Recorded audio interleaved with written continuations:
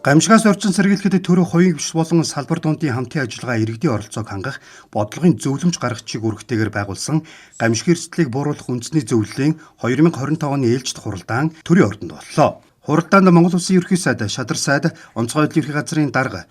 болон үндэсний зөвлөлийн гишүүд, төрийн болон төрийн мөс байгууллага, эрдэм шинжилгээ, судалгааны байгууллагууд, аймаг нийслэл дүүргийн орон нутгийн салбар зөвлөлийн дарга гишүүд танхимаар болон захимаар оролцсон юм а. Ерөнхий сайд хэлсэн үгэндээ уур амьсгалын өөрчлөлт байгалийн гамшигын эрсдлийг ганц нэг салбарт нөлөөлөх байдлаар авч үздэг байсан үе өнгөрч дэлхийн нийтэд системийн хэмжээнд авч үзэж байна.